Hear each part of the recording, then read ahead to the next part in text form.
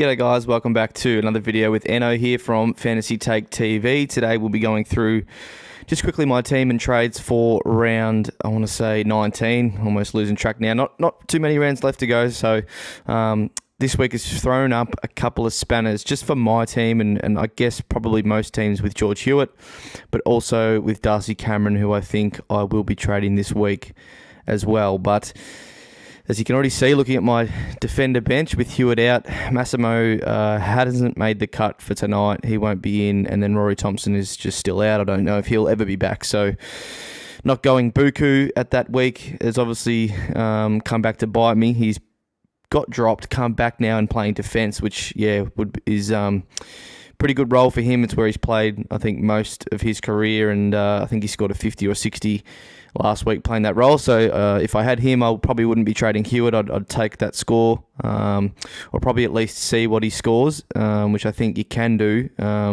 If you are a Buku owner this week, you can loop him on the Saturday night, see what he scores, and then still trade Hewitt if you're not happy with it to someone else. Of course, obviously, only someone from Sunday, but that's the option there. So, look, everyone else is named. Primo-wise, my only cover on the sort of mid and forward line is Paul Curtis on the bench there. But, of course, with Clary back, I won't be needing that this week.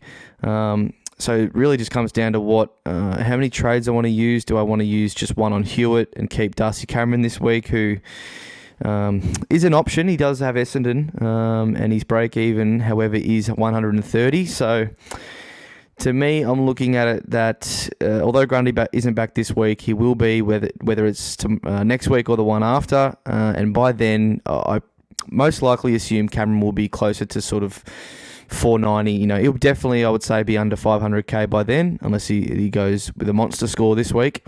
But more likely than not, he will be below 500k. Then my options for a trade out for him will be much more limited than what they are this week. So I've already sort of lagged behind with the Cripps to Brayshaw trade. I wish I did that a week earlier, and I'd have more money to play with. And then, of course, I wish I did Cameron, then would have done him out last week to someone and probably gained some points there. So probably a week behind, lag on this. So I'm probably just going to go bang, bang, bite the bullet, go Hewitt out this week.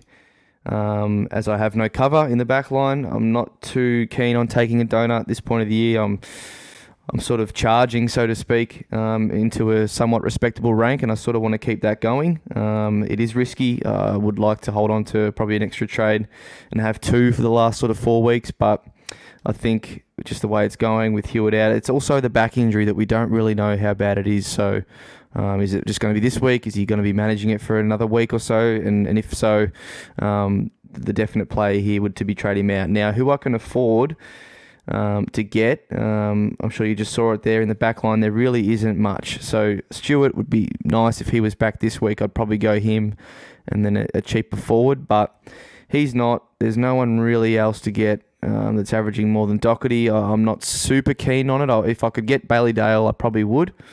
But Doherty, I think, is the one for me, which does allow me to just afford the man that I was always going to get for Darcy Cameron, and that's Dylan Moore. So that's the best combination I can currently see.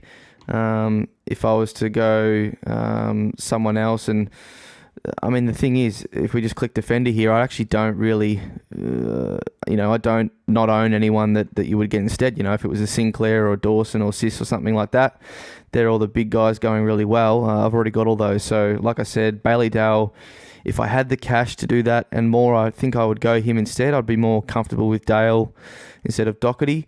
But unfortunately, if I go Dale in the forward line, players that I can afford, it only really leaves me a Heaney, a Treloar, a Taranto. It's not the most enticing options, I don't think. Of course, one would say, hey, why don't you just go Rowan Marshall and then sort of get that extra cash for the last trade. That is the only other option I can think of. So Dale and Moore or Doherty and Moore or Dale and Rowan Marshall.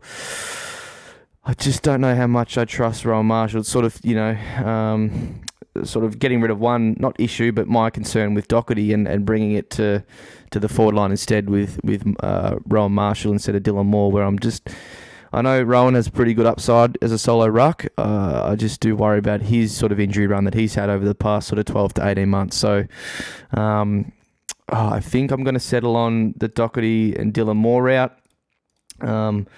Doc's sort of shown that he's held up quite well this year, which is super impressive for one, by him to come back from what he has and be performing the way he is. So I think that's the route I'm going down. Leaves him with one trade, and it does only leave him with $600, which is, if you argue between the two, that might push you over the line to go the other route, which leaves me $40K, because you never know with that last trade, if it's what if it's a short, then I can actually get him up to someone decent, or if it's a one of the cheaper forwards, you can actually get up to someone that's half decent instead of just being limited to going downwards. So that is an argument. Let me know in the comments which way you think I should go. I'll probably tweet it on Twitter as well just before the game starts tonight. As far as captaincy, you can see I've already got it on Brayshaw. That's just the way I'm going. I think he's going to go really well against my Tigers tonight. And then Steele, I think, is the best backup C option that I've got in my team. I know if you've got Laird, you probably stick to him, which is totally understandable. So yeah, I think Steele against West Coast in the last game probably would be the most safe option, because you sort of just want that, that safe floor with your captaincy if you're relying on it. So that's how I'm lining up. Let me know what trades you're doing, if any. Are you trading Hewitt? You're keeping him? If so, who are you going to?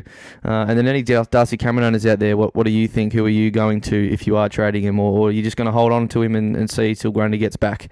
So thanks for watching, guys. I'll see you on the next video. Cheers. Got the mojo deal, we been tripping like the 80s. Pulling out the coupe at the light.